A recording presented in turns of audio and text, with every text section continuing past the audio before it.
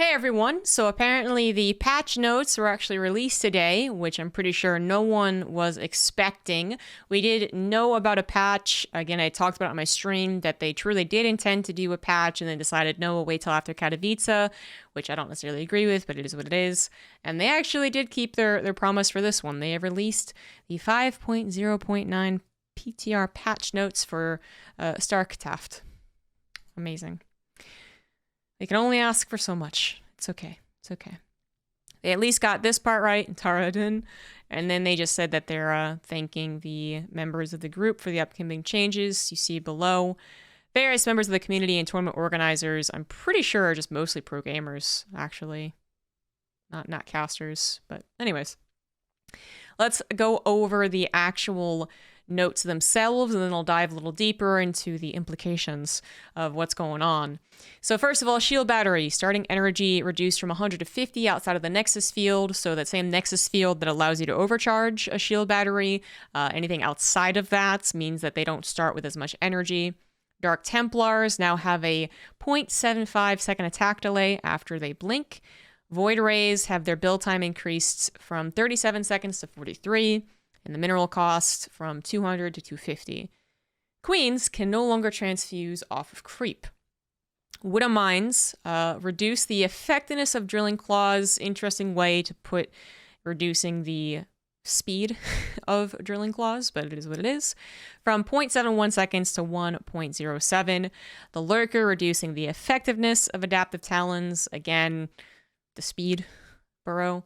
The speed timing from 0.71 to 1.07. They just went with the same thing.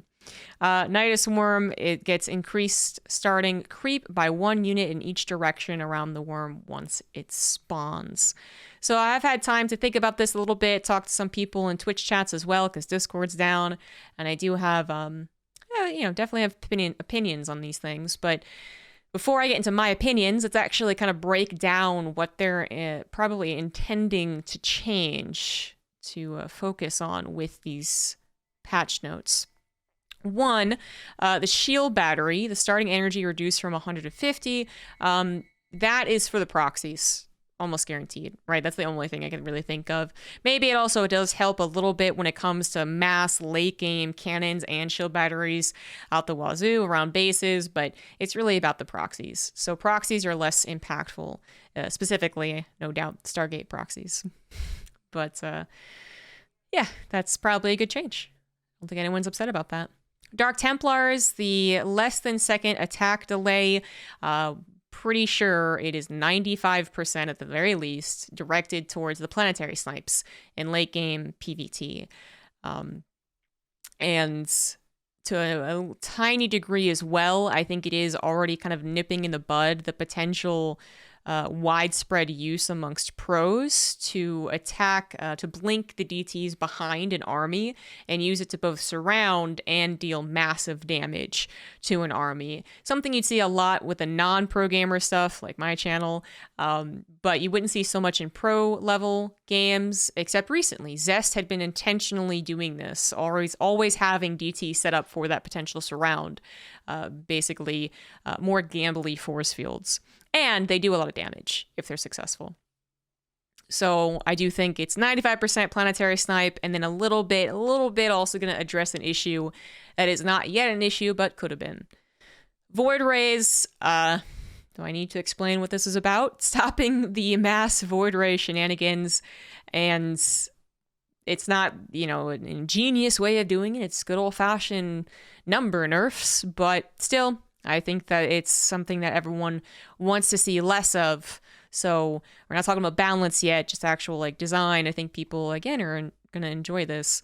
Queens can no longer transfuse off of creep. So clearly they don't want people queen walking. There's also going to be slight changes to maybe how they chase battle cruisers off of creep. Or anything, right? Off of creep, they might have to go, oh shit, I'm off creep, and then hurriedly run back home. But I think that's actually beneficial. Queens are 100%, 200, 300, 400, 500, 1 billion% supposed to be defensive units. And the fact that they've been turned into offensive was initially cool, and now is old and tired. No one likes it. Widow Mines, well, this is not maybe a direct like balance complaint. I do think it just makes sense because of how kind of absurd it looked. Same with the lurkers.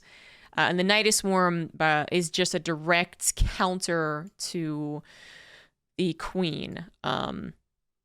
Basically leveling out the nerf with a slight buff, because the Nidus Worm all in is not, it's not overpowered. It should actually probably stay exactly where it is, occasionally good and a decent cheese to throw out. But if you reduced queens to no transfuses after they pop from the Nidus Worm, far fewer Nidus Worms would actually get up and running. Imagine a queen pops out and then she has to look at her watch and wait for the creep, and then she transfuses the Nidus Worm. No more clutch transfuses. I agree with this. I don't think any of us are actually looking for that. Nidus Worms are in a fine place right now. Someone out there would disagree, 100%. And now let's talk about the, I guess, more so opinion-based things. So my initial impression here is that I like it. I like the light touch, but with a couple of things that actually are quite different, such as the queens, I think is quite different. Mostly the queen, actually. Not even a couple things. One thing is really different, but I like this. This is something that I brought up on stream, that I thought they actually were kind of being cool and not only using numbers, tweaking numbers. And I was talking about the queen. I just couldn't say it yet. And it's not something I thought of, but it makes a ton of sense, right? So a light touch is mostly what needs to be done, because Blizzard is not in a position to continually change StarCraft. So some people wanted something big, but that would really basically, let's say, threaten the lives of pro game. What lives? Jesus, the livelihoods of pro gamers. The more that you made things absurd. I know the argument is that, okay, maybe they're a little unstable, but then the game as a whole is refreshed. But I would say that one thing is a hope that the game is refreshed and people come back to it, and the other thing is guaranteed players would have a much worse time if everything was just super imbalanced and no one came to fix it. So again, light touch, probably necessary. I also think that in general, the goal of this patch, and I don't know if this was the pros kind of directing the line of thinking or not. From my understanding, a lot of pros were involved, and not just pros, but like semi-pros. There was people who would write essays. There was people who would only, write one-liners. There was people who were very level-headed and people who were insanely biased, the usual mix, right? But what I think what it boiled down to is that this patch basically addresses, I'm going to call them absurdities, things that look really silly. I think that's really mostly what this patch is addressing. It's not necessarily changing the balance of things, although we'll wait and see, as much as it is kind of taking down those like, ooh, that was a bit silly, down a notch, which obviously is going to impact balance to a certain degree, but we'll see how much. So no one likes mass shield batteries. No one likes shield batteries being on the offensive. Basically, no one likes that, except the people doing it. Dark Templars, was it imbalanced? Could Terran players figure out something? They were already putting a Liberator over their planetary. Maybe they could have built some SimCity on the planetary.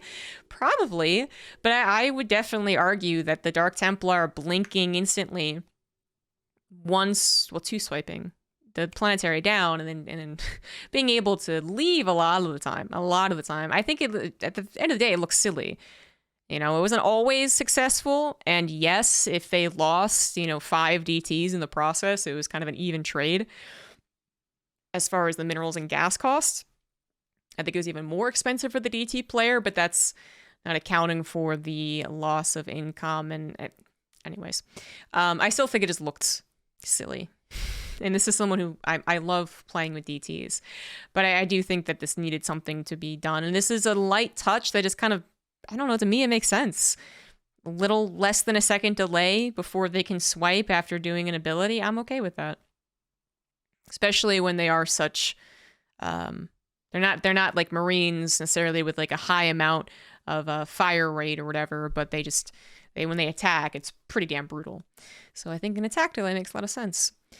The Void Ray, clearly people just don't like seeing Mass Void Ray.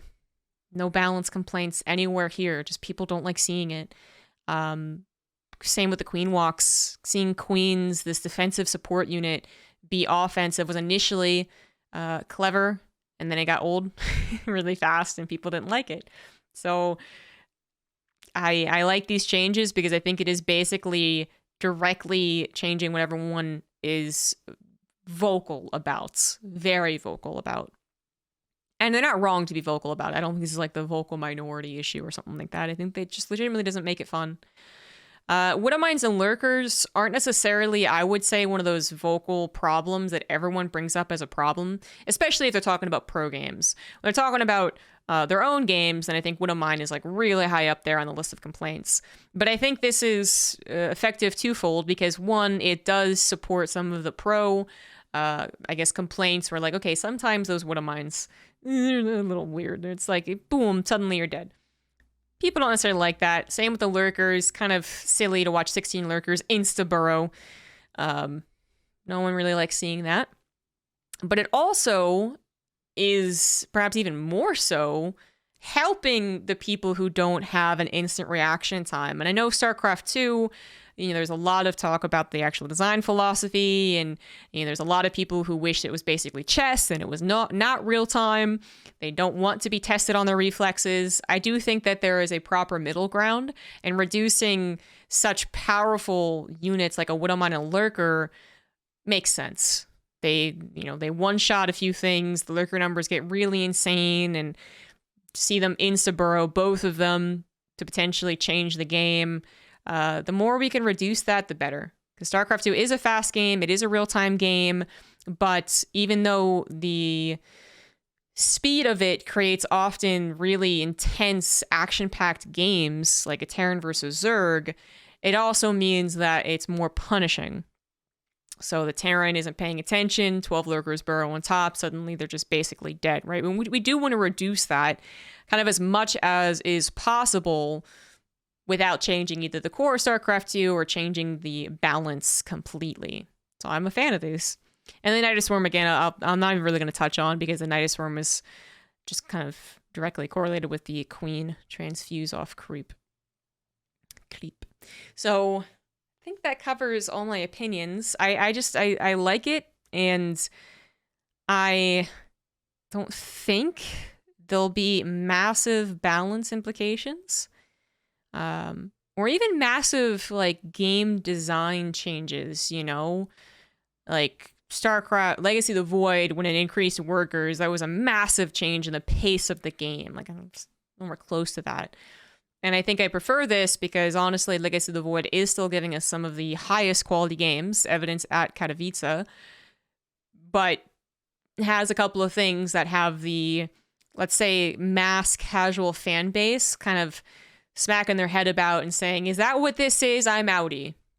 And not, missing the opportunity to witness some beautiful games, but they see mass queens and they're like, this is still happening? Oh my God. And you can try and convince them that PvZ is headed more towards like gateways again or something like that, but one, is it? Two, they're not going to care. They're going to see 20 queens walk across the map and just complain. So after months and months of a vocal crowd complaining about very similar things, I do think you have to admit that it needs to be changed. Even if there's also going to be a crowd that says, no, it severely damages X, Y, and Z. Definitely one of those, like, if everyone thinks you're an asshole, you're probably an asshole. If everyone thinks that this needs to be changed, it might need to be changed. And maybe there's no mastermind at the helm of Blizzard anymore who can change it in a very clever and articulate way. If you can change it a little bit, I'm a fan of that. As far as the actual balance here, like I've been saying, I don't know if it's really going to change all that much, but let's just take a second and look at some of the, the amount of buffs and nerfs here. 3 nerfs to Protoss, 2 to Zerg, 1 to Terran. And Nidus Worm is miscellaneous, I guess. That can be, when you reduce it down to that can be a little funny because Protoss is one of the races that's struggling to really break into like the top 8, top 16 of international tournaments. And in my opinion, it's because Protoss really has been given so many design elements that are actually very hard to level that it becomes almost impossible to make sure that they don't get super overpowered or super underpowered. Again, in my opinion, I feel like you can change minute things with Terran and Zerg a little bit better and still have kind of a baseline expectation. Of Protoss, you change a tiny little thing and suddenly it's like, whoop! So that's my opinion.